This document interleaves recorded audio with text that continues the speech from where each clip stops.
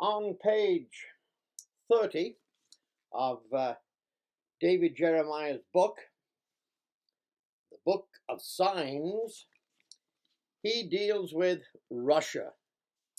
And of course, it is a prevalent teaching amongst the Protestant fundamental prophets that Russia is going to attack the state of Israel. And it's not just Russia, it's Russia and her allies, a number of other nations with Russia going to attack the Jews in the state of Israel.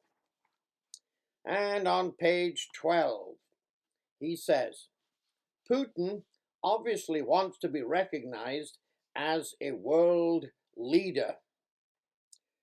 Where will his ambitions lead? As much as we would like to think that Putin's manipulations merely reflect the antics of an overreaching dreamer, we have good reason to believe the Russian threat is real. In fact, we have evidence that at some point Russia will ignite a world war like no other. Russia's aggressive moves today cast a long shadow into a future described by the prophet Ezekiel. And of course, he's referring to Ezekiel 38 and 39, which I have gone over in great detail with you in other YouTubes. He goes on to say, the Russian aggression. Approximately 2,500 years ago, Ezekiel predicted Russia's return to power in the latter days. In chapter 38 and 39 of his prophecy, he describes the invasion of Israel, the state of Israel, by 10 entities, including Russia and a coalition of mostly Islamic nations. On page 33, he says, the prophet Daniel describes the ruler who would lead an attack against Israel in the last days as the king of the north, Daniel 11, 5 to 35. No, my friends, the king of the north in Daniel is not Russia. It starts out in this prophecy, the king of the north and the king of the south, as Assyria and Egypt. But what most people miss is indeed verse 30, where the Roman Empire comes on the scene. For the ships of Chittim shall come against him, wherefore he shall be grieved and return. Basically, what happened in history is that the Roman Empire was rising up, and it finally said to the king of Assyria, if you don't stop all this, we will deal with you. And he did stop it. And the Roman Empire, from that point on, became the king of the north. The king of the south is Egypt, and that never changes throughout the whole chapter. Egypt is the king of the south, but the king of the north changes to the Roman Empire in verse 30. And then you have the end time prophecy of indeed verse 40 about indeed the time of the end. At the time of the end, the king of the south shall push at him, shall push at the king of the north, which is indeed Rome. And it will be in the last days the Roman Empire, the resurrected, seventh resurrection of the Holy Roman Empire will be the king of the north. It's taking shape now in Europe. And it's Germany that's going to be the spearhead of this power. But it is taking shape, and it will have a woman church riding it in the last days. And so the king of the north indeed is not Russia in this prophecy. The Russian alliance, he goes on to say, Now that we have identified Ezekiel's Rosh as today's Russia, we will turn to the other 9 nations. Well, he talks then about these other nations. This is not important for the study that we are doing, only that indeed Russia will have other nations with it when, supposedly, according to David, Jeremiah, and many Protestant fundamental prophets, according to them, Russia and her allies will attack the state of Israel. Nothing, my friends, could be further from the truth. On verse 36, he says, why will Russia and its allies attack Israel, the state of Israel? First, the Russians will go to seize Israel's land. Quote, I will go up against a land of unwalled villages, to stretch out your hand against the waste places that are again inhabited. Yeah, that's one reason they want to go up against them. Second, the purpose will be to steal Israel's wealth, steal their wealth. What kind of small nation has this kind of wealth that Russia and her allies will go up to want to steal it? But it does say to take plunder and to take booty, to carry away silver and gold, to take away livestock and goods, to take away plunder. Verses 12 and 13. Well, yes, if you put this in the context that I've told you about in the past, after the return of Jesus Christ, after Israel and Judah are brought back, are one nation under Christ, under David, under the 12 apostles, and they prosper again mightily, then indeed nations around about can start to envy what they've got and want it. Jeremiah says, thirdly, the great army from the north will seek to slaughter Israel's people. Yes, you'll come up against my people Israel like a cloud to cover the land. Verse 16. Putting this in a modern context, my friends, is just ridiculous. Ridiculous. After the coming of Christ, when the world has just about blown itself to oblivion, just about killed all flesh upon it, as Jesus said, if that day wasn't shortened, it would. The world would blow itself to pieces. All human life would be lost. Now you take it after that kind of a context, and Israel and Judah brought back to the Holy Land, and under Christ, David and the 12 apostles, and they're prospering, then you could put it in that context, as it really is that context, and it indeed will be so and be true. Where will the invasion occur? He goes on to say, Ezekiel identifies the country to be invaded as the land of those brought back from the sword and gathered from many people on the mountains of Israel, Ezekiel 38 and verse 8. Well, yes, indeed, it will be against the house of Israel and Judah as one nation now. On page 38, the third condition of Israel will be the place before the Russian invasion is peace.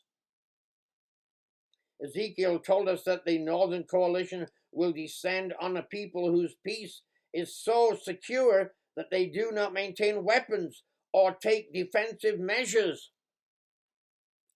Can you imagine in today's world before Christ that Israel, the state of Israel, will do this kind of thing? Kind of lay down its weapons? It's not concerned about having weapons? Can you imagine that happening before Christ returns? No way. God boasts, I will go up against a land of unwalled villages. I will go to a peaceful people who dwell safely, all of them dwelling without walls, having neither bars nor gates. Yeah, they'll have to pull down this big, huge wall. You know that there's a wall around Israel. They built this wall. Well, according to this, it won't be there. There'll be no more other bars or gates. To have this happen in a modern world before Jesus returns is, quite frankly, laughable. If it wasn't so serious, it's laughable that the Jews would take down the wall that they have built, that they put down their arms Well, of course, the fundamental prophets believe that they're going to make some kind of a treaty with Europe, and they'll be supposedly so safe under this treaty that they can put away their arms and take down their walls and all of their defensive things that they have to survive. It is indeed quite ridiculous. He goes on to say on verse 39, the time is coming, however, when Israel will be at peace in its land. The prophet Daniel told us this peace will come about. He, the Antichrist, shall confirm the covenant with many for 1 week. Well, he goes in now to Daniel chapter 9. And I told you in other videos that Daniel chapter 9, understood by these prophets is wrong. And I told you indeed that the old Bible commentaries of Protestants have it right. Albert Barnes, Matthew Henry, Adam Clark, Jemison, Fawcett, and Brown, they have it correct. But you've got this modern idea that is promulgated now, that some kind of a covenant the Jews are going to make with Europe, Germany leading Europe. And they're going to make a covenant with Germany and Europe? It's all nonsense. It's not going to happen. No covenant is going to be made with the Jews. Oh, he says that on verse 41, there will be 7 years of burning the weapons. Well, how do you burn tanks? How do you burn aeroplanes? How do you burn missiles? How do you burn things of war that are made out of steel and iron? How do you burn this for 7 years? It says in Ezekiel. That is just illogical. Burning tanks and burning things made out of steel and metal, burning them for I guess they'd have to have lots of matches, lots of propane tanks. It's going to take them 7 years to try to somehow burn all of this metal war of arms. Not going to happen that way. Not going to happen, this prophecy of Ezekiel 38 and 39, till after Jesus has come. Then, after Jesus has come, these people living now like cavemen, because the world will have just about blown itself apart, then they see the land of Israel prospering, then they take up literally bows and arrows, clubs, spears, and they come attacking, wanting the wealth of the people now brought back from captivity by Jesus Christ on his coming, settled and now prosperous, and they want what they've got. And all they'll have to work with is indeed what it says there in Ezekiel, bows and arrows and spears and clubs. Then supposedly they're going to be 7 months burying the dead. Now, why would Russia and her allies send up thousands upon thousands of men against the state of Israel in a modern context? All they have to do is use their bombers, their missiles. That's all they have to do in a modern context, is use those things, their missiles and their bombs and all of the space-age technology, to conquer and destroy the state of Israel in the Holy Land. That's all they have to do, is use these modern warfare weapons. So why bother sending up thousands upon thousands upon thousands from Russia and her allies to invade the land of the Jews? Why bother sending up all of these thousands? It says in Ezekiel, there'll be so many of these physical human beings, they will be burying them for 7 months. That does not make any sense within a modern context of Russia and these allies with her sending up tens of thousands of people. The modern context would be indeed space-age technology, airplanes, bombers, missiles. But put in the context of after Jesus Christ, when these nations around Israel are like cavemen, because the world has just about blown itself apart, then it makes sense. Then the context shows that it will be as Ezekiel said in 38 and 39, that indeed they will hear that Israel in Palestine are prosperous, and these nations now that are just about blown apart will indeed take up their bows and arrows and lances and clubs, whatever they have got in their physical hands, to attack and to take the good things that are now in the land of Palestine, in the land of Israel. They'll come up like that by the swarms of them. Then indeed the context makes sense, and it will be after Jesus Christ has returned.